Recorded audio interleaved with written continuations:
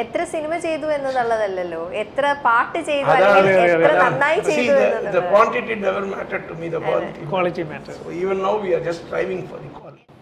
വരികൾ എഴുതിക്കൊണ്ട് വരുമ്പോഴത്തേക്കും പുള്ളി പാടി നോക്കിയിട്ട് അതിൽ ര എന്ന് പറഞ്ഞാൽ ശരിയാവില്ല. അപ്പൊ അത് സോ ആ പാട്ടുകളുടെ ലോഞ്ചിവിറ്റിയാണ് ശരിക്കും ആ പാട്ടുകളുടെ ലൈക്ക് എത്രത്തോളം അത് സക്സസ് ആണ്, എത്രത്തോളം അത് ഹിറ്റ് ആണ് എന്ന് അളക്കേണ്ട മാനദണ്ഡം. ഫൈനലി നമ്മുടെ മാരിവില്യം ഗോപുരത്തിന്റെ റൈറ്റർ പ്രമോദ് മോഹൻ ഹാർമോണിയമായി എത്തിയിരിക്കുകയാണ് സുഹൃത്തുക്കളെ. ക്ലിയർ ആയിട്ട് പറഞ്ഞാൽ വിദ്യാജി അത് റെക്കോർഡ് അത്രയും ഇന്റലിജന്റ് ആണ് വിദ്യാജി. സമ്മരമേതിലെ കാമുകിയായിരുന്നു, ഇത് എല്ലാവർക്കും ഡൗട്ടാണ്.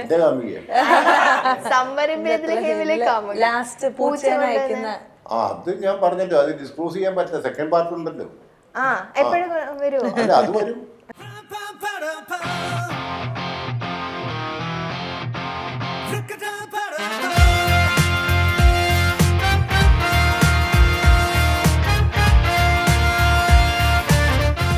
വിദ്യാജി 90 കാലഘട്ടത്തിലായിരുന്നു എനിക്ക് തോന്നുന്നു വിദ്യാജിയുടെ ഒരു സുവർണ്ണ കാലഘട്ടം എന്ന് എനിക്ക് പറയാൻ പറ്റുന്നത്. എനിക്ക് തോന്നുന്നു അങ്ങനെ തന്നെയാണ്. മെലഡി കിങ് എന്ന് അറിയപ്പെടുന്ന, ഇപ്പോഴും അങ്ങനെ തന്നെ അറിയപ്പെടുന്ന ഒരു മ്യൂസിക് ഡയറക്ടറാണ്. ആ ഒരു സമയത്ത് 90 കാലഘട്ടത്തിൽ ഞാൻ കേട്ടിട്ടുണ്ട് വിദ്യാജി ഈണം ഒരുക്കണം, ഞങ്ങളുടെ സിനിമയിൽ ഈണം ഒരുക്കണം എന്ന് ചില ഡയറക്ടേഴ്സിനൊക്കെ ഭയങ്കര നിർബന്ധം ഉണ്ടായിരുന്നു. പക്ഷെ ആ സമയത്ത് വിദ്യാജി സെലക്ട് ചെയ്തിട്ടാണ് സിനിമകളിൽ സംഗീതം ചെയ്തതായിട്ട് എനിക്ക് ഫീൽ ചെയ്തിട്ടുണ്ട്.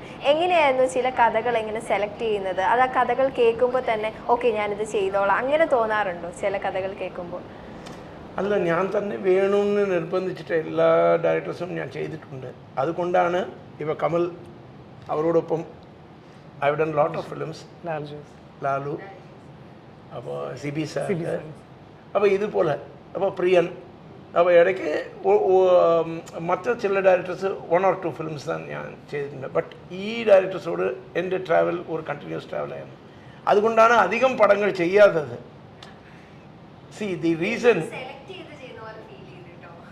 അല്ല, സെലക്ഷൻ ഇല്ല, അത് എൻ്റെ സെലക്ഷൻ ഇല്ല, that is the universe selection. ആ പടങ്ങൾ വിജയസാഗർ ചെയ്യണമെന്ന് എൻ്റെ അടുത്ത് വന്നതാണ്, അത്രയേ ഉള്ളൂ. അപ്പോൾ മറ്റു പടങ്ങൾ എനിക്ക് വന്നിട്ടില്ല. See that is the truth. It is not that I was flooded with offers and I selected. അങ്ങനെയല്ല, എനിക്ക് വന്ന പടങ്ങൾ എൻ്റെ അറിവ് കൊണ്ട് ഞാൻ എത്രത്തോളം ചെയ്യാൻ പറ്റുമോ അത്രത്തോളം 100% ഐ ഹവ് കോൺട്രിബ്യൂട്ടഡ്, അത്രയേ ഉള്ളൂ.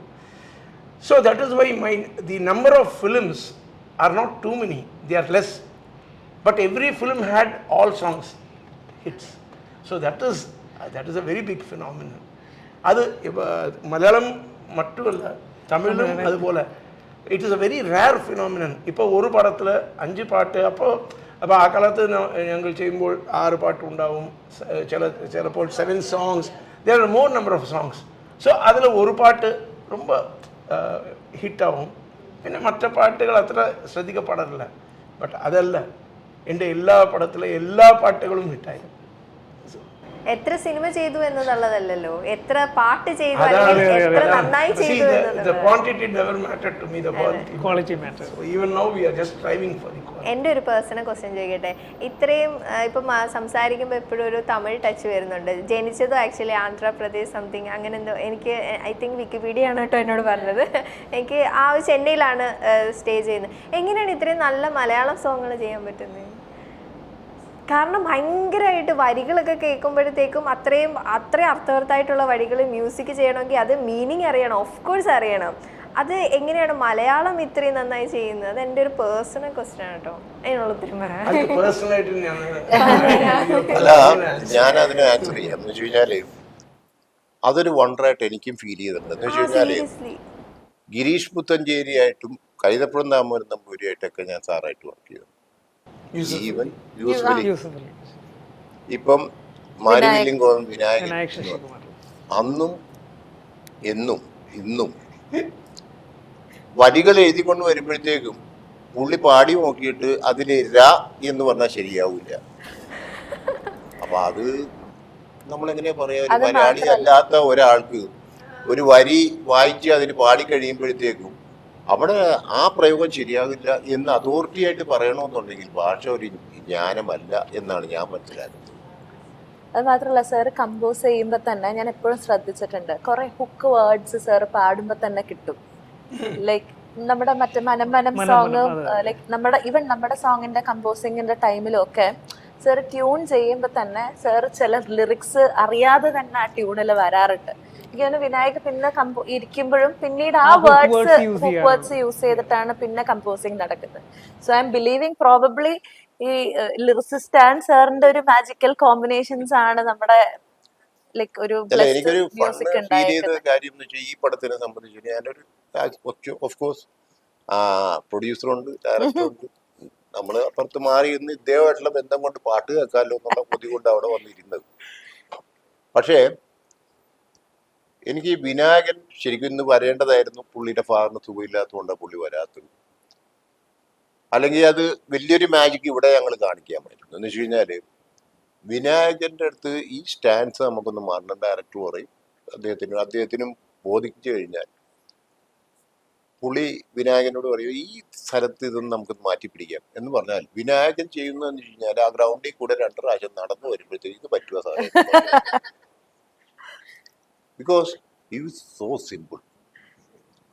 എനിക്ക് ഗിരീഷ് കഴിഞ്ഞാൽ ഓഫ് കോഴ്സ് തിരുമേനി, പൃന്ദാമോഹൻ നമ്പൂരിയൊക്കെ വളരെ സീനിയറാണ്. അവരൊക്കെ കഴിയില്ലാത്തവരെന്നല്ല ഞാൻ പറയുന്നത്. പക്ഷേ ഈ പറഞ്ഞ ഇപ്പോഴത്തെ ജനറേഷനിൽ ഞാൻ കാണുന്ന ഒരു വളരെ കഴിവുള്ള ഞാനൊരു ഇന്റർവ്യൂവിൽ വിനായക് ശശികുമാർ തന്നെ പറഞ്ഞിട്ടുണ്ടായിരുന്നു വിദ്യാജിയുടെ ഭയങ്കര ഒരു ഫാനായിരുന്നു. വിദ്യാജി ചെന്നൈയിലുണ്ടെന്ന് അറിഞ്ഞപ്പോൾ തന്നെ കാണാൻ വേണ്ടി ഒരുപാട് നടന്നിട്ടുണ്ട്. പിന്നീട് ഒരുപാട് പരീക്ഷണങ്ങളൊക്കെ കൊടുത്തു എഴുതാൻ വേണ്ടിയിട്ട്. കുറേ ട്രയലൊക്കെ ചെയ്തതിന് ശേഷമാണ് സിനിമ ചെയ്യിപ്പിക്കുക അല്ലെങ്കിൽ പാട്ടിൽ എന്താ പറയുക വരികൾ എഴുതാൻ വേണ്ടിയിട്ട് അനുവദിച്ചതെന്ന് പറഞ്ഞു. അപ്പം വിദ്യാജി സംബന്ധിച്ചിടത്തോളം വിദ്യാജിയുടെ ഒരു ഫാൻ ബോയ് പിന്നീട് വിദ്യാജിയുടെ ഒപ്പം ഇരുന്ന് വർക്ക് ചെയ്യുന്നു. അതൊരു സത്യം പറഞ്ഞു കഴിഞ്ഞാൽ ഭയങ്കര സന്തോഷമുള്ളൊരു കാര്യമല്ലേ പുതിയൊരു തലമുറയിലെ ആളുകൾ വരുമ്പോൾ? അല്ല, ഈ പാട്ട് എഴുതുന്ന കാര്യത്തില്ല. ഞാൻ ആദ്യം മലയാളത്തിൽ ചെയ്യുമ്പോൾ അപ്പോൾ ഗിരീഷ് ഉണ്ടായിരുന്നു. പിന്നെ ഇവിടെ എസ്റ്റാബ്ലിഷ്ഡ് ആണ് ലിറിസിസ്റ്റ്. പക്ഷേ തമിഴിൽ ഞാൻ ഒരുപാട് ലിറിസിസ്റ്റ് ഞാൻ എൻകറേജ് ചെയ്തിട്ടുണ്ട്. ഇന്ന് അവിടെ നിലച്ച് നിൽക്കുന്ന നല്ല പേരെടുത്ത എല്ലാ ലിറിസിസ്റ്റുമേ അന്ന് എല്ലാവരുമേ കൊച്ചു ആൾക്കാരാണ്. പിന്നെ അവർ എൻ്റെ ട്രെയിനിങ് ആണ് അത് മുഴുവൻ. ഇപ്പോൾ യുഗഭാരതി, പാ വിജയ്, മുത്തുക്കുമാർ, മരിച്ചുപോയി പാവം അയാൾ മുത്തുക്കുമാർ. അപ്പോൾ ഇതുപോലെ വിവേകാണ്. പിന്നെ ഇന്ന് അവരെല്ലാം established. Now they have become like established lyricist. അന്ന് അവർ ഇതുപോലെ വിനായക് പോലെയാണ്. അവർക്കെല്ലാം ഒരു പടം ഞാൻ ചെയ്യുമ്പോൾ അത് ചെറിയ പടമായിരുന്നാലും പിന്നെ വലിയ പടമായിരുന്നാലും ആ പടത്തിൽ എല്ലാവർക്കും ഓരോരോ പാട്ട് തരും ഞാൻ. I used to encourage. I always encourage new talent. Wherever there was talent, I always encourage. പിന്നെ അതുപോലെ ഇപ്പോൾ വിനായക് എഴുതുന്നത് എനിക്ക് വളരെയധികം സന്തോഷമുണ്ട്. See, people with talent should come. They should come, approach us. And it is their destiny. അവർ നന്നായിട്ട് വരണമെങ്കിൽ അവർ നന്നായിട്ട് വരും. നമുക്ക് ചാൻസ് കൊടുക്കാൻ പറ്റും, അത്രയേ ഉള്ളൂ. അല്ല, അന്ന് ഫാൻ ബോയ് ആയിട്ട് വന്ന സമയത്ത് എഴുതുമെന്ന് അറിയായിരുന്നോ? അല്ല, ഇല്ല, അവനും പറഞ്ഞിട്ടില്ല. ഞാൻ പാട്ട് എഴുതുമെന്ന് പറഞ്ഞിട്ടില്ല. അവർ ജെ കാണുന്ന ഞാൻ ഫാനാണ്, അങ്ങനെ വരും. പിന്നെ കുറേ കാലത്തിൻ്റെ ശേഷമാണ് എൻ്റെ അടുത്ത് ഒരു കീബോർഡ് വായിക്കുന്ന ഒരു പയ്യനുണ്ട്, വിഷ്ണു എന്ന് പറഞ്ഞിട്ട്. ആ വിഷ്ണു അവിടെ ഫ്രണ്ടാണ്, അവിടെ സുഹൃത്താണ് ഈ വിനായക്. സോ അവൻ പറഞ്ഞു കുറച്ച് പാട്ട് എഴുതുമെന്ന്. അങ്ങനെയാ, ശരി നമുക്ക് ഒന്ന് പരീക്ഷിക്കാമെന്ന് അവർ വന്നിട്ട് I used to give him a lot of என்ன சொல்ல ததகாரம் ஃபார் த டியூன். ഈ ഈണത്തിന് വേണ്ടി തരണ സോ ഡിഫിക്കൽട്ടായിട്ട് തരും. പിന്നെ അവൻ എന്താ എഴുതും, എത്ര പെട്ടെന്ന് എഴുതും. പരീക്ഷണങ്ങൾ വെരി വെൽ ട്രെയിൻഡ് സത്യത്തില്. ഈ അപ്പൊ ആ ട്രെയിനിങ് കഴിഞ്ഞിട്ട് പിന്നെ അയാൾ പോയി എവിടേക്ക് പോയെന്നെ ഇവിടേക്ക് വന്നു. ഇവിടെ സെറ്റിലായിട്ട് ആ പാട്ട് എഴുതാൻ തുടങ്ങി. പരീക്ഷണങ്ങൾ അവിടെയാണ്. പിന്നെ കൊറോണയുടെ സമയത്ത് കുറേ എഴുതിയിട്ടുണ്ട് എന്ന് പറഞ്ഞിട്ടുണ്ടായിരുന്നു പാട്ടുകൾ. അപ്പോൾ കൊറോണ ടൈമിൽ ഫ്രീ ആയിരുന്നത്. പിന്നെ അതൊരു വർക്ക്ഷോപ്പ് കൊടുക്കാൻ പറ്റുന്ന ഒരു സമയമായിരുന്നല്ലോ. ഷെർമീനിലേക്ക് വരുവാണെങ്കിൽ CSR ഓൾറെഡി പറഞ്ഞിട്ടുണ്ടായിരുന്നു കാലത്തിനൊത്ത് സഞ്ചരിക്കുക ചില സിനിമകൾ. ഇപ്പോൾ ദേവദൂതൻ, സത്യശിവസുന്ദരം, അങ്ങനെ പല സിനിമകൾ ഇപ്പോഴത്തെ ആളുകൾക്ക് ഭയങ്കര, ഇപ്പോഴത്തെ എന്നെ പോലുള്ള ഈ ഒരു ജനറേഷൻ ഇപ്പോൾ ഇൻക്ലൂഡ്, ഇപ്പോൾ എനിക്ക് തോന്നുന്നു ഷെർമീൻ ഓൾസോ അതൊരു ഫേവറേറ്റ് സിനിമകളായിരിക്കും. പക്ഷെ പലപ്പോഴും ഞാൻ ശ്രദ്ധിച്ചിട്ടുണ്ട് ഇപ്പോൾ CD മൂസ, വെട്ടം, അതേപോലത്തെ ചിത്രങ്ങൾ ഇപ്പോൾ ഇറങ്ങിയാൽ മേ ബി അത് സക്സസ് ആവുമോ എന്ന് എനിക്ക് അത് ചിന്തിക്കുമ്പോൾ എനിക്കൊരു ഡൗട്ട്ഫുൾ ആണ് ആക്ച്വലി. അപ്പം കാലത്തിനൊത്ത് സഞ്ചരിക്കുക എന്ന് പറയുമ്പോൾ ഓഡിയൻസിൻ്റെ ചിന്താഗതികൾക്ക് മാറ്റമുണ്ട്, അവരിഷ്ടപ്പെടുന്ന ജോണേഴ്സിന് വ്യത്യാസമുണ്ട്, റെസ്പോൺസ് സെപ്പറേറ്റ് ആയിരിക്കും. എനിക്ക് തോന്നുന്നു പണ്ട് ഇത്രയും പ്രൊമോഷൻസും കാര്യങ്ങളും ഉണ്ടായിരുന്നില്ല. അപ്പോൾ ഡിഫിക്കൽട്ട് അല്ലേ ഈ ഒരു പാരമ്പര്യം കാത്തു സൂക്ഷിക്കുക എന്ന് പറയുന്നത്. ബിക്കോസ് ഹിറ്റ് സിനിമ ചെയ്യുന്ന ഒരു പ്രൊഡക്ഷനിൽ ഇനി നമുക്ക് ഒരു ഹിറ്റ് അല്ലാത്ത ഒരു സിനിമ കൊണ്ടുവരാൻ പറ്റില്ല. അത് ഭയങ്കര കോംപ്ലിക്കേറ്റഡ് അല്ലേ? ഞാൻ എപ്പോഴും ഇവരോടൊക്കെ പറയുന്ന ഒരു കാര്യമുണ്ട്, ഓഫീസിലൊക്കെ നമ്മളിരുന്ന് ഡിസ്കസ് ചെയ്ത് എല്ലാം കഴിയുമ്പോൾ ഞാൻ പറയാം നിങ്ങളൊക്കെ തിരിച്ച് നിങ്ങളുടെ വീട്ടിലോട്ടാണ് പോകുന്നത്, ഇതിന്റെ റെസ്പോൺസിബിലിറ്റി ഞാൻ വീട്ടിൽ ചെന്നാലും എടുക്കണം. ജോക്കിങ്. സോ ബേസിക്കലി ഇതിൻ്റെ അകത്ത് ലൈക്ക് പപ്പയാണെങ്കിലും എപ്പോഴും പറഞ്ഞിരുന്ന ഒരു കാര്യം, സിനിമ എന്നുള്ളൊരു മീഡിയം അത് ഓഡിയൻസിനെ എന്റർടൈൻ ചെയ്യുന്ന ഒരു മീഡിയം ആയിരിക്കണം. അതിനിപ്പോ പണ്ടത്തെ സിനിമ, പുതിയ സിനിമ, ചെറിയ സിനിമ, വലിയ സിനിമ അങ്ങനെയൊന്നുമില്ല. ബേസിക്കലി ആളുകളായിട്ട് എത്രത്തോളം റിലേറ്റ് ചെയ്യാൻ പറ്റണം, നമ്മൾ ചെയ്യുന്ന കഥകൾക്ക് നമ്മൾക്കൊരു വിശ്വാസം ഉണ്ടാവണം, ബേസിക്കലി നമ്മൾ കൊടുക്കുന്നതിനൊരു ക്വാളിറ്റി ഔട്ട്പുട്ട് ഉണ്ടാവണം. അതുകൊണ്ടിട്ടാണ് ഡെഫിനറ്റ്ലി നമ്മൾ വർക്ക് ചെയ്യുമ്പോൾ എല്ലാവരും ഒരു ഫാമിലി ആയിട്ടും, അല്ലെങ്കിൽ ഞങ്ങൾ ചൂസ് ചെയ്യുന്ന കാസ്റ്റ് ആണെങ്കിലും ക്രൂ ആണെങ്കിലും. സോ ബേസിക്കലി ഇതുവരെയുള്ള എൻ്റെ ജേർണിയിൽ ഞാൻ വളരെ ബ്ലെസ്ഡ് ആയിരുന്നു. അതായത് ഞങ്ങൾക്ക് എപ്പോഴും ഞങ്ങളുടെ കൂടെ വരുന്നവരെല്ലാവരുമായിട്ട് നല്ലൊരു റാപ്പ് ഉണ്ടാക്കി, ഈവൻ സെറ്റിൻ്റെ ഉള്ളിലാണെങ്കിലും അങ്ങനെ ഒരു ഫാമിലി, ഒരു അറ്റ്മോസ്ഫിയർ ഉണ്ടാക്കി വരുന്ന സിനിമകളാണ്. അപ്പോൾ ഞങ്ങൾ എന്താണോ ഞങ്ങൾ പോർട്രേ ചെയ്യുന്നത്, അല്ലെങ്കിൽ ആ സിനിമ ഉണ്ടാക്കുമ്പോൾ ഞങ്ങൾ എടുക്കുന്ന എഫേർട്ട്, അല്ലെങ്കിൽ ഞങ്ങൾ അതിന് കൊടുക്കുന്ന പാഷൻ ഒക്കെ തന്നെയാണ് സിനിമയിലും റിഫ്ലക്റ്റഡ് ആവുന്നത്. So believing all that will come back to us. ആ ഒരു രീതിയിലാണ് നമ്മൾ സിനിമേനെ കാണുന്നത്. വിദ്യാജീസ് കാലത്തിനൊത്ത് മാറ്റം എന്നുള്ളതിനെ കുറിച്ചാണല്ലോ ഇപ്പോൾ സംസാരിച്ചത്. അങ്ങനെ നോക്കുവാണെങ്കിൽ ഇപ്പോൾ മെലഡി സോങ്ങുകൾ എസ്പെഷ്യലി മലയാളികൾക്കൊരു പ്രത്യേക ഇഷ്ടമുണ്ട്. പക്ഷേ ഇപ്പോൾ പല സിനിമകളിലും എന്താ പറയുക അർത്ഥമില്ലാത്ത പാട്ടുകളും ആക്ച്വലി ഇറങ്ങുന്നുണ്ട്. അതായത് ഇപ്പം പ്രോപ്പറായിട്ട് ഒരു അർത്ഥവും ഒന്നും ഉണ്ടാവണമെന്നില്ല. ഒരു റാപ്പ് സോങ്, ഇപ്പം നമ്മളൊക്കെ ചുമ്മാ കളിയാക്കി പറയും ന്യൂ ജനറേഷൻ സോങ്ങുകൾ എന്നൊക്കെ പറയുന്ന അത്തരത്തിലുള്ള പാട്ടുകൾ കേൾക്കുമ്പോൾ വിദ്യാജിക്ക് എന്താ തോന്നുന്നത്? ഞാൻ ഇതുവരെ കേട്ടിട്ടില്ല. അത് തന്നെ ഞാൻ എക്സ്പെക്ട് ചെയ്ത ഇതിന്റെ ആൻസർ അതാണ്. എന്ന് വെച്ചാൽ ബിക്കോസ് വിദ്യാജി എവിടെ നിൽക്കുന്നു, ഞാൻ ഇവിടെ നിൽക്കുന്നു. പക്ഷേ ഞാൻ രണ്ടുപേരും അങ്ങനത്തെ പാട്ടുകൾ കേൾക്കാറില്ല സർ. സീരിയസ്ലി എന്തിനാ കേൾക്കുന്നത്? ഞാൻ FM ട്രാൻസ്മിഷൻ, ഞാൻ ഒരു എക്സാമ്പിൾ പറഞ്ഞുതരാം. വിദ്യാജിനെ ഒന്നും കമ്പയർ ചെയ്യേണ്ട കാര്യമൊന്നുമില്ല. എന്ന് വെച്ച് കഴിഞ്ഞാൽ ഞാൻ FM ട്രാൻസ്മിഷനിൽ ആണ് ഞാൻ അല്ല പണ്ടത്തെ USB ഒന്നും കുത്തിയിട്ട് പാട്ട് കേൾക്കുന്നത്. FM വരുന്ന കാര്യങ്ങൾ വരാൻ. പക്ഷേ ഈ സോങ്സ് ഞാൻ ഡ്രൈവറിനോട് കമന്റ് അടിച്ചത് ആരെന്തത് മാറ്റണമെന്ന് പറയും. എന്നുവെച്ചാൽ ബിക്കോസ് അയാൾക്കായി എൻ്റെ ടേസ്റ്റ്, പിന്നെ അയാൾ പിന്നെ ഇതും വെച്ചുകൊണ്ടിരിക്കണ എന്തിനാ? അപ്പൊ അടുത്ത ചാനലിലേക്ക് പോകണം. ബിക്കോസ് അങ്ങനത്തെ സോങ്സ് അല്ലാതെ നമ്മൾ ഇപ്പോൾ ഒരു ആവറേജ് നമുക്ക് നല്ല വരികളുള്ള സോങ്സ് അത് ഹിറ്റ് ആവണമെന്നില്ല, നമുക്ക് കേൾക്കാം. പക്ഷെ റാപ്പ് എന്ന് പറഞ്ഞാൽ എന്താ റിയൽ റാപ്പ് എന്ന് അറിയാത്ത മാതിരി, റിയൽ റാപ്പ് ഞങ്ങൾ കേൾപ്പിച്ചു തരാൻ വേണമെങ്കിൽ അത് ഹോളിവുഡ് റാപ്സ് ആണ് ഇതിൽ ഇവർ അഡോപ്റ്റ് ചെയ്തിരിക്കുന്നത്. അതാണോ ന്യൂജൻ എന്നും പറഞ്ഞിട്ട് ഇവർ കാണിക്കുന്നത്? അത് ആസ്വദിക്കുന്നുണ്ടാവും, ഹിറ്റാവുണ്ടാവും, കാശ് കിട്ടണമാവും. നമുക്കറിയില്ല അതിനെപ്പറ്റി. നമുക്ക് അങ്ങനത്തെ ഒരു റാപ്പ് ചെയ്യാനുള്ള സന്ദർഭം ഉണ്ടായിട്ടില്ല, ഉണ്ടാകാതിരിക്കട്ടെ എന്ന് ഞാൻ ആഗ്രഹിക്കുന്നു. റാപ്പ് ഒരു നല്ല രീതിയിൽ സോഷ്യൽ റെവല്യൂഷൻ യൂസ് ചെയ്തിട്ടുള്ള ഒരു സംഗീത ശൃംഖലയായിരുന്നു പണ്ട്. ബേസിക്കലി ഇത്രയും ശ്രദ്ധിച്ചാൽ മതി, എത്ര നാളൊരു പാട്ടിന്റെ ആയുസ് ഉണ്ട്. അതായിരിക്കണം ശരിക്കും ഒരു പാട്ടിനെ അളക്കേണ്ട മാനദണ്ഡം. ബേസിക്കലി സാറിന്റെ സോങ്സ് എൻ്റെ മകള്, അതായത് ഞാൻ സ്കൂളിൽ പഠിക്കുമ്പോൾ സാറ് കമ്പോസ് ചെയ്ത് ഞാൻ കണ്ട സോങ്സ് ആയിരിക്കും. എൻ്റെ മകൾ ഇപ്പൊ 15 years ആണ്. അവള് ജനിക്കുന്നതിന് മുന്നേ ഉള്ള സാറിന്റെ സോങ്സ് ആണ് ആളുടെ ഇപ്പോഴും ഫേവററ്റ്. സോ ആ പാട്ടുകളുടെ ലോഞ്ചിവിറ്റിയാണ് ശരിക്കും ആ പാട്ടുകളുടെ ലൈക്ക് എത്രത്തോളം അത് സക്സസ് ആണ്, എത്രത്തോളം അത് ഹിറ്റ് ആണ് എന്ന് അളക്കേണ്ട മാനദണ്ഡം. സിനിമകളും അങ്ങനെ തന്നെയാണ്. സിനിമകളുടെ ലോങ്ങിറ്റിവിറ്റി കാലാതീതമായിട്ട് നിൽക്കുക എന്നുള്ളത് വളരെ ഇമ്പോർട്ടൻ്റ് ആണ്. സാർ ഇപ്പോൾ പാട്ടുകളുടെ ആയുസ് എന്ന് പറഞ്ഞല്ലോ, ഇപ്പോൾ പെട്ടെന്ന് മനസ്സിൽ വന്നത് ഇൻക്ലൂഡ് ഇപ്പം ഞാൻ പോലും പള്ളിയിൽ എപ്പോഴും പാടുന്ന ഒരു പാട്ടാണ് കരുണാമയനെ കാവൽ വിളക്കേ എന്ന് പറയുന്ന ഡിവോഷണൽ സോങ്. എത്ര വയസ്സുണ്ടായിരുന്നു ആ പാട്ട് ആദ്യമൊക്കെ? എനിക്ക് ആ ഇറങ്ങിയ സമയത്ത് എനിക്ക് ഓർമ്മയില്ല, പക്ഷെ ഇപ്പൊ ഞാൻ പാടുന്നുണ്ട്. ഇപ്പൊ ഞാൻ അത് നോക്കുമ്പോഴാണ് അയ്യോ അത് മരവത്തൂർ കനവിലെ പാട്ടാണെന്ന് ഞാൻ ആക്ച്വലി അറിയുന്നത്. അത് മേ ബി എൻ്റെ ഒരു ഫോൾട്ട് ആയിരിക്കാം. പക്ഷേ ഫോൾട്ടല്ല, ബിക്കോസ് വിദ്യാജിയിൽ നിന്ന് ലാൽ ജോസ് എന്ന് പറഞ്ഞ ആൾക്ക് ആ സോങ് ഒരു അതിശയമാണ്.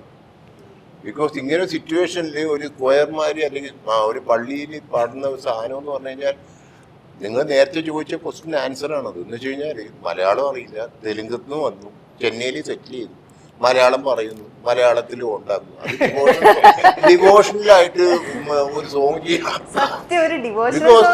ആ ഡിവോഷണൽ സോങ് ബിക്കോസ് ഞാനത് വളരെയധികം എൻജോയ് ചെയ്തെന്താണെന്നറിയോ, അത് ക്രിസ്തീയ ഗാനങ്ങളുടെ കൂട്ടത്തിൽ വന്നു പെട്ടു.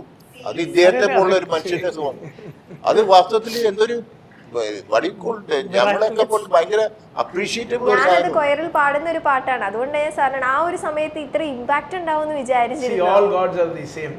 എല്ലാം ദൈവത്തിന്റെ കൈ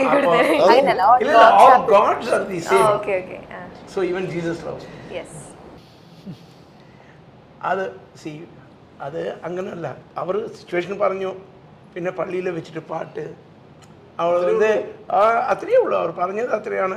അപ്പോൾ കുറേ നാൾക്ക് ശേഷം വന്നിട്ട് കാണുമ്പോൾ അവിടെ പള്ളിയിൽ വെച്ചിട്ട് തൻ്റെ പഴയ കാമുകിയെ കണ്ട് പാടുന്നുണ്ട്. ആ ഓർമ്മകൾ ആള് കഥ പറയുന്നത് കേട്ടോ. അതായത് സാറിനോട് പണ്ടെപ്പോഴോ ലാൽ ജോസ് പറഞ്ഞ കഥയാണ് അദ്ദേഹം ഇപ്പൊ ഇവിടെ ഇരുന്ന് പറയണം. I am sure he wouldn't have seen the movie അടുത്തൊന്നും.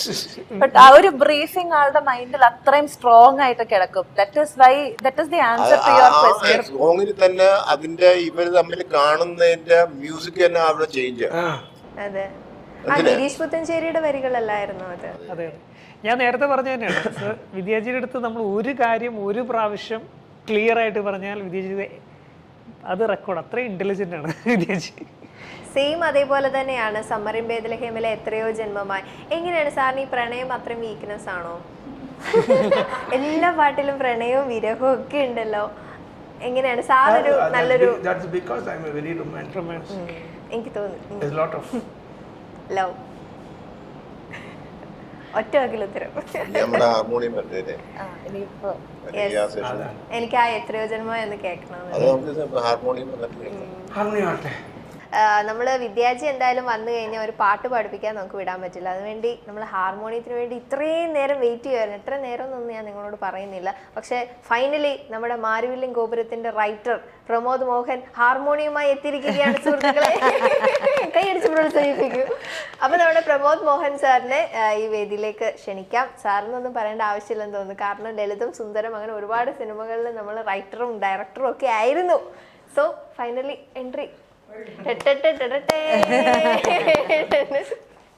അപ്പോൾ പ്രമോദേട്ട ഹാർമോണിയായിട്ട് വന്നിരിക്കണം. അപ്പോൾ നമ്മൾ എന്തായാലും വിദ്യാജിയുടെ പാട്ട് കേൾക്കണം. അപ്പോൾ ഫൈനലി എനിക്ക് പറയാനുള്ളത് ഈ മാരുവില്യം ഗോപുരങ്ങൾ എന്ന് പറയുന്ന ആ ടൈറ്റിൽ തന്നെ കേട്ടപ്പോൾ എനിക്ക് പെട്ടെന്ന് മനസ്സിൽ വന്നത് സമ്മറിൻ ബേത്ലഹേമാണ്. അതിലൊരു പാട്ട് ഉണ്ടായിരുന്നു ആക്ച്വലി, മാരുവില്യം ഗോപുരങ്ങൾ എന്ന് തുടങ്ങുന്ന. പക്ഷേ എൻ്റെ ഫേവറേറ്റ് എത്രയോ ജന്മമായാണ്. അതിൻ്റെ ലിറിക്സ് സത്യം പറഞ്ഞു കഴിഞ്ഞാൽ പല പ്രണയിക്കുന്നവർക്കും പ്രണയിക്കാത്തവർക്കും ചിലപ്പോൾ പ്രണയിക്കാൻ തോന്നുന്ന ഒരു പാട്ടായിരിക്കും ചിലപ്പോൾ അല്ലേ. എത്രയോ ജന്മമായി നിന്നെ ഞാൻ തേടുന്നു എന്നൊക്കെ പറയും. ഈ സിംഗിളായിട്ട് നടക്കുന്നവർക്കൊക്കെ ഭയങ്കര റിലേറ്റ് ചെയ്യാൻ പറ്റുന്ന ഒരു ഇതാണ്. എവിടെ എത്രയോ ജന്മമായി തേടുന്നു കിട്ടുന്നില്ലല്ലോ എന്നുള്ളൊരു ഇതായിരിക്കും. അപ്പോൾ സർ ആ ഒരു പാട്ട് ഞങ്ങൾക്ക് എന്നെ കരയിപ്പിക്കാന്ന് പറഞ്ഞായിരുന്നു.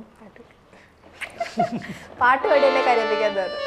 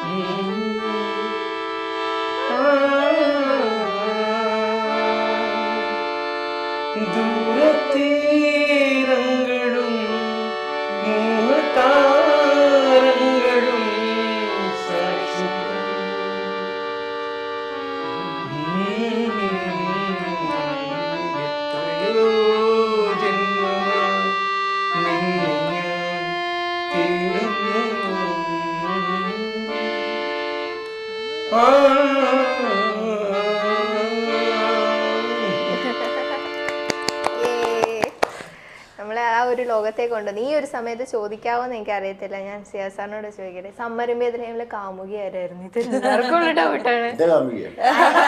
സമ്മറിൻ ബേത്ലഹേമിലെ കാമുകി ലാസ്റ്റ് പൂച്ചേനയക്കുന്ന അത് ഞാൻ പറഞ്ഞല്ലോ, അത് ഡിസ്ക്ലോസ് ചെയ്യാൻ പറ്റില്ല. സെക്കൻഡ് പാർട്ട് ഉണ്ടല്ലോ. എപ്പോഴും വരുമോ? അത് വരും. അത് ഞാനും വിദ്യാർത്ഥിയും കൂടെ ഒക്കെ ഇരുന്ന് ഞങ്ങളൊരു ഫോർമാറ്റിലാക്കി അതൊരു മ്യൂസിക്കലാക്കി ന്യൂ ജനറേഷനിലെ പിള്ളേരെയൊക്കെ വെച്ച് തീർച്ചയായിട്ടും അതിന്റെ സെക്കൻഡ് പാർട്ട് ഞങ്ങൾ ആലോചിക്കും. അപ്പൊ അത് നാച്ചുറലി വിദ്യാർത്ഥിയുടെ വേറെ ലെവലിലുള്ള സോങ്സ് ആയിരിക്കും അതിൽ വരാൻ പോകുന്നത്. അടിപൊളി. അതേപോലെ മറ്റൊരു ചിത്രമായിരുന്നു നമ്മുടെ സത്യം ശിവം സുന്ദരത്തിലെ, എസ്പെഷ്യലി എനിക്ക് പറയാനാണെങ്കിലും മറ്റേ ഒരു ഭയങ്കര ടച്ചിങ് ആയിട്ടുള്ളൊരു പാട്ടുണ്ട്, ഭയങ്കര അന്നകലേ എന്ന് പറയുന്ന തുടങ്ങുന്ന ഒരു പാട്ട്. അത് കേൾക്കുമ്പോൾ നമുക്ക് തന്നെ വിഷമം വരും അല്ലേ? ആ ഒരു ഭയങ്കര നമുക്ക് ഇമോഷണലി നമുക്ക് വിഷമമൊക്കെ വരുമ്പോൾ എനിക്ക് തോന്നുന്നു വിഷമം വരുമ്പോഴും സന്തോഷം വരുമ്പോഴും വിദ്യാർത്ഥിയുടെ പാട്ട് കേൾക്കേണ്ടി വരും. അങ്ങനെയാണ് ആക്ച്വലി. അപ്പം ആ ഒരു പാട്ടിൻ്റെ ഒരു കമ്പോസ് എത്രത്തോളം അത്രയും വിഷമത്തോടെയാണല്ലോ ആ ഒരു പാട്ടിൻ്റെ കമ്പോസ്. സത്യം പറഞ്ഞു കഴിഞ്ഞാൽ അതിൻ്റെ ലിറിക്സും നമുക്ക് വിഷമം വരും. പാട്ടിലെ വിഷമുണ്ടെങ്കിൽ എനക്കും വിഷമപ്പെട്ട് അത് you don't expect me to get very. അങ്ങനെയാണ്, അതെന്റെ ഒരു ഡൗട്ടാണ് കേട്ടോ. കാരണം പ്രണയം വരുമ്പോൾ സന്തോഷം വരുമ്പോൾ സന്തോഷം, അങ്ങനെ എന്തെങ്കിലും സാറിനെ സംബന്ധിച്ചിടത്തോളം ഇമോഷണലി അത് ബന്ധമുണ്ടോ? അല്ല, അങ്ങനെയല്ല. ആ എമോഷന് എൻ്റെ ട്യൂണ് ഈണം അതിനെ വ്യക്തപ്പെടുത്തുന്നു. Like it has to reflect ആ എമോഷൻ, അത്രയേ ഉള്ളൂ. ആ ഒരു പാട്ട് നമുക്ക് വേണ്ടിയിട്ടൊന്ന് പാടാം. ശരിയില്ല.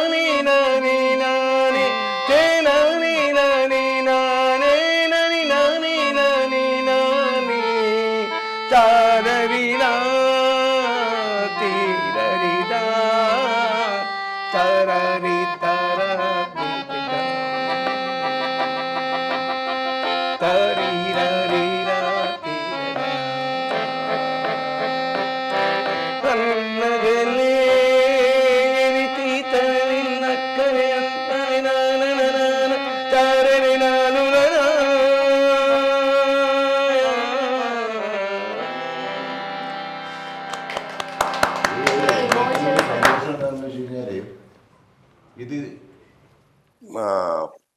നമ്മുടെ സിംഗർ മറ്റേ നമ്മുടെ ശങ്കർ മഹാദേവനെ കൊണ്ട് ഈ സോങ് ചെയ്യിപ്പിക്കാന്നൊന്നും എനിക്കറിയാൻ പാടില്ല. അദ്ദേഹം ഡിസൈഡ് ചെയ്യുന്നു, ഫോൺ ചെയ്ത് പറയുന്നു, എനിക്ക് ലിറിക്കൽ കറക്ഷന് വേണ്ടി ആരെങ്കിലും ഒരു ആള് വരും, ഡയറക്ടർ. അവർ രണ്ടുപേരായിരുന്നു, റാഫി എം മെക്കാട്ടിന്. അപ്പം ഞാനാണ് മെക്കാട്ടിന് പകരം ഇവർക്ക് പകരം ഞാൻ പോയി എന്നാണ് എൻ്റെ ഓർമ്മ, എൻ്റെ ഈ സോങ്ങിന്റെ ലിറിക്കൊക്കെ ആയിട്ട്. പക്ഷെ ഞാൻ ലിറിക്ക് മറന്നുപോയി. വെച്ചാൽ ശങ്കർ മഹാദേവനെ ഇത് പാടിക്കുന്നത് കാണുമ്പോഴത്തേക്കും നമ്മൾ അദ്ദേഹത്തിന്റെ കൂടെ കൺസോളിലാണ് നിൽക്കുന്നത്. പക്ഷെ അദ്ദേഹം പാടിനൊക്കെ ലൈവായിട്ട് കാണുക എന്ന് വെച്ച് കഴിഞ്ഞാൽ ജീവിതത്തിൽ സംഭവിക്കാത്ത കാര്യം. പക്ഷേ അത് ഇന്നൊരു ഗുഡ് ഓൾഡ് മെമ്മറി ആയിട്ട് അതുകൊണ്ടിട്ടാണല്ലോ അദ്ദേഹത്തിനെ സെലക്ട് ചെയ്ത് അങ്ങേര്. അത് നമുക്കറിയാവും, നമുക്ക് അങ്ങനെ പാടുന്ന ആരെന്നുള്ളത് നമ്മൾ ആലോചിക്കില്ല. അതൊക്കെ വിദ്യാർത്ഥിയുടെ കഴിവാണ്. അപ്പം അതൊന്ന്. രണ്ടാമത് ഞാൻ അന്ന് വിദ്യാർത്ഥിയോട് പറഞ്ഞു, നമുക്ക് ഈ പടത്തില് മറ്റേ സിബിയുടെ പടത്തിലെ മറ്റേ സോങ്ങില്ലേ, മറ്റേ കോൾ അച്ഛനെയാണ് ഇഷ്ടം, അത് നമ്മളെ ഇതില് എന്റെ ഫാദർ ഭയങ്കരമായിട്ട് ഞാനായിട്ട് കണക്റ്റഡ് ആയിരുന്നു. അപ്പൊ അത് കാരണം ഒരു സിറ്റുവേഷൻ ഉണ്ട് അവിടെ. അപ്പൊ ആ സിറ്റുവേഷനിൽ ഞാൻ അത് പറയാൻ കാരണം, തിരുമേന്റെ അടുത്ത് പറയാൻ കാരണം, മറ്റേ പ്രണയവർണ്ണങ്ങൾ അല്ലെ, പ്രണയവർണ്ണങ്ങളിലെ മറ്റേ ആ സോങ് ഇല്ലേ സാർ, ആരോ അതിന്റെ ഒരു ഇൻസ്പിറേഷനിൽ എനിക്ക് അത് ഭയങ്കര എന്താ പറയാ ഫാന്റാസ്റ്റിക്. എത്ര പ്രാവശ്യം കേട്ടതിന് ശേഷം സിബി എൻ്റെ അടുത്ത് നിങ്ങൾക്ക് ഇത് ബൈഹാർട്ട് ചെയ്യണേണ്. ഞാൻ പറഞ്ഞ അതേ ലിറിക്കലി ബൈഹാർട്ട് ചെയ്യുന്നു. ഇതിന്റെ അതൊരു അപ്രോച്ച് വേറെ ആ സോങ്. അപ്പൊ അതിന് പകരം എനിക്ക് ഈ പടത്തിൽ ഇങ്ങനെ ഒരു സോങ്, ആ സിറ്റുവേഷൻ അനുസരിച്ചിട്ട് ഒരു സോങ് വേണം എന്ന് പറഞ്ഞപ്പോൾ ട്യൂൺ ചെയ്ത സാധനമുണ്ട്. സൂര്യനെയായി തഴുകി. അതിന്നും എൻ്റെ ഫാദറിനെ എനിക്ക് ഓർമ്മ വരും ആ സമയത്ത്. ഫാദേഴ്സ് ഡേക്ക് നമ്മൾ എല്ലാവരും ബാക്ക്ഗ്രൗണ്ട് സ്കോർ ഇടുന്ന ഒരു ഇതാണ്. അന്ന് നമുക്ക് അത് ഭയങ്കരമായിട്ട് നമുക്ക് ഇപ്പം അച്ഛനെ ഓർമ്മ വരും, എസ്പെഷ്യലി ആ ഒരു പാട്ട് കേൾക്കുമ്പോഴത്തേക്കും. എനിക്ക് എൻ്റെ ലൈഫിലെ വേറൊരു പല ഓർമ്മകളിലൊരു ഓർമ്മയാണ് എൻ്റെ ഫാദർ സ്നേഹിച്ച മാതിരി കാര്യങ്ങളും അതിൻ്റെ ഒരു വിഷാദവും എല്ലാം ഉണ്ട് അതിൽ, ആ ലൈൻസിലാണെങ്കിലും ട്യൂണിലാണെങ്കിലും. അപ്പം അങ്ങനെയൊക്കെയാണ്. പിന്നെ അതിലെ ഒരു സോങ്ങും നമ്മുടെ വാക്കിംഗ് ഇൻ ദി മൂൺലൈറ്റ്, അത് വിദ്യാജി ട്യൂൺ ചെയ്യുന്നു. എന്നെ വിളിക്കുന്ന അകത്തേക്ക് ഞാൻ പുറത്ത് നിൽക്കണമായിരുന്നു. ഇദ്ദേഹമായിട്ട് നമ്മുടെ മുരുകനായിട്ട് സംസാരിച്ചുകൊണ്ടൊക്കെ ലാത്തി അടിച്ചായിട്ടൊക്കെ കേൾക്കുന്നു. പല ട്യൂൺസും ഇട്ടിട്ട് ഡയറക്ടേഴ്സിന് റെഡിയാവുന്നില്ല. അങ്ങനെ വിദ്യാജി ഇരുന്ന് വർക്ക് ചെയ്യുന്നുണ്ട്. കുറച്ച് നേരം കഴിഞ്ഞപ്പോഴത്തേക്കും മുരുകനെ വിളിച്ചിട്ട് പറഞ്ഞ് എന്നെ വിളിക്കാൻ പറഞ്ഞു. എന്നിട്ട് വാക്കിംഗ് ഇൻ ദി മൂൺലൈറ്റ്, അത് അന്ന് ലിറിക്കില്ല, ഒന്നുമില്ല. വാക്കിംഗ് ഇൻ ദി മൂൺലൈറ്റ് ഒക്കെ പുള്ളി തന്നെ പറഞ്ഞത്. അത് വെച്ചിട്ട് സാധനം കേൾപ്പിച്ച് കഴിഞ്ഞപ്പോഴത്തേക്കും ഞാൻ പറഞ്ഞു ഒന്നും ആലോചിക്കേണ്ട സാർ, ഇത് ഫിക്സ് ചെയ്തു. അത് നിങ്ങളുടെ ഡയറക്ടേഴ്സിന് കൺഫ്യൂഷൻ, ഒരു കൺഫ്യൂഷനും ഇല്ല എന്ന് തോന്നുന്നു. ഒരു കൺഫ്യൂഷനും ഇല്ല സാർ, ധൈര്യമായിട്ട് അത് ചെയ്തോളാം പറഞ്ഞു. അല്ല, ആ ഒരു സമയത്ത് മലയാള സിനിമയിൽ ഇംഗ്ലീഷ് ലിറിക്സ് എനിക്ക് തോന്നുന്നു അപൂർവമായിരിക്കും ഉൾപ്പെടുത്തിയിട്ടുണ്ടായിരുന്നത്. അത് സത്യം പറഞ്ഞാൽ ഒരു പെട്ടെന്നുള്ള ഒരു മാറ്റമായിരുന്നു എന്ന് തന്നെ പറയും. ഇപ്പൊ അതെ, അത് ഈ സമയത്ത് ഒരുപാട് പാട്ടുകൾ നമുക്ക് കാണാൻ പറ്റും. പക്ഷെ ആ ഒരു ടൈമിൽ ഇനിഷ്യേറ്റഡ് അത് തുടക്കമാണ്. അപ്പോൾ ആ പാട്ട് വന്നത് അങ്ങനെയാണ്. എനിക്ക് ട്യൂണായിട്ട് വന്നത് walking in the moonlight, I'm thinking of you, listening to the rain drops, I'm thinking of you. അത്രേ ഉള്ളൂ. പ്രണയമാണ് സാർ. അപ്പൊ അത് ആക്ച്വലി എന്റെ ടേസ്റ്റ് തിരിച്ചറിഞ്ഞുകൊണ്ടിട്ടായിരിക്കും ഒരു മ്യൂസിക് വിദ്യാസാറിനെ പോലെ ഒരു മ്യൂസിക് ഡയറക്ടർ എന്നെ അകത്തേക്ക് വിളിക്കുക, ഇത് വായിച്ച് കേൾപ്പിക്കുക. പുള്ളി ഇതിന്റെ കൂടെ പാടുകയും ചെയ്യുന്നു. ബാക്കിയൊക്കെ ഡമ്മി വേർഡ്സും കാര്യങ്ങളൊക്കെ വെച്ചിട്ട് പാടുന്നു. ഞാൻ ഓക്കെ എന്ന് പറയുന്നു, പുള്ളി ഓക്കെ എന്ന് പറയുന്നു. ഞങ്ങളുടെ ഡയറക്ടേഴ്സ് പിന്നെയാണ് അറിയുന്നത് ആ സോങ്ങിനെ പറ്റി. അടിപൊളി. പ്രമോദേട്ടാ, എന്തായാലും ഹാർമോണിയായിട്ടൊക്കെ വന്നതാണ്, ഇത്രയും ലെജൻസിന്റെ കൂടെ വർക്ക് ചെയ്യാനൊക്കെ പറ്റി. എങ്ങനെയുണ്ടായിരുന്നു ആ എക്സ്പീരിയൻസ്? എന്ത് പറഞ്ഞു വേണൊരു പാട്ടൂടെ പഠിപ്പിക്കും. എക്സ്പീരിയൻസ് ഇവര് പറഞ്ഞോന്നറിയില്ല, നമ്മുടെ കമ്പോസിങ് സെഷനാണ് എക്സ്പീരിയൻസ്. അത് പറഞ്ഞാൽ മനസ്സിലാവില്ല. ഇട്ട് നമ്മൾ ഈ ഇപ്പൊ 1-2 പാട്ടുകൾ വായിച്ച് കേൾക്കുന്നത് പോലെയല്ല, ഇങ്ങനെ ഏറുന്ന ഇങ്ങനെ ട്യൂൺസ് ഉണ്ടാക്കുന്നതും അതൊക്കെ വേറെ തന്നെ ഒരു എക്സ്പീരിയൻസ് ആണ്. പ്രത്യേകിച്ച് ഈ കാലത്ത് ഈ ഒരു പ്രോസസ്സ് അധികം നടക്കാറില്ല എന്നാണ് നമുക്കൊക്കെ ഉള്ള എക്സ്പീരിയൻസ്. അതാണ്. പിന്നെ അത് കഴിഞ്ഞിട്ട് ഒരു മേ ബി ഒരു 3-4 ദിവസം ഇരിക്കുന്നുണ്ടാവും. പക്ഷെ ഉച്ചയ്ക്ക് ശേഷമൊക്കെ ഞാനും അരുണും നമ്മുടെ ക്ഷമയും സിയാദക്കും പിന്നെ വിനായകൊക്കെ ഇരിക്കുമ്പോൾ നമ്മളെ ഫേവറേറ്റ് സോങ്സ് ഓരോന്നായിട്ട് പറയും. സാർ ഓരോന്നായിട്ട് പാടും. ഓരോന്ന് കഴിയുമ്പോൾ ഓരോരുത്തർ ഇമോഷണൽ ആവും. ഓരോ ബേസിക്കലി എനിക്ക് തോന്നുന്നു നമ്മള് അല്ലാതെ സോങ് കേൾക്കില്ലേ, അതിൽ നിന്നൊരു 100 ടൈംസ് ഇമോഷണലി നമ്മൾ ഭയങ്കരമായിട്ട് ഇതാവും സാർ അത് പാടി കേൾക്കുമ്പോ. സത്യം. യെസ് അല്ലേ? അതെ, that is the original. Yes, original version എന്നൊക്കെ പറയില്ലേ. അതെ അതെ അതെ. ആക്ച്വലി ഇത് ഫസ്റ്റ് ടൈം കഥ പറയാനായിട്ട് നമ്മൾ ചെല്ലുമ്പോൾ വിദ്യാജിയെ ലെജൻഡായിട്ട് കണ്ടിട്ട് അറിയുന്നില്ല, നേരിട്ട് തൊട്ടടുത്ത് നിന്നത് വിദ്യാജി പാടി കേൾക്കുന്ന ആ ഒരു എക്സ്പീരിയൻസ് ഫസ്റ്റ് ടൈം നമ്മൾ ഈ കഥ പറഞ്ഞ ശേഷം ഉണ്ടായിരുന്നു. It was mind blowing. നമുക്ക് ടിയേഴ്സ് ഇൻ അവർ ഐസ് എന്നൊക്കെ പറയുന്ന രീതിയിലുള്ള മൊമെന്റുകളായിരുന്നു. അതും നമ്മുടെ ഫേവറേറ്റ്സ്, ഇത്രയും കാലം നമ്മുടെ പ്ലേലിസ്റ്റിലുണ്ടായിരുന്ന ഫേവറേറ്റ് പാട്ടുകൾ. ക്ഷമ പറഞ്ഞോട് പരിപൂർണ്ണമായിട്ട് യോജിക്കുന്നു ഇക്കാര്യം.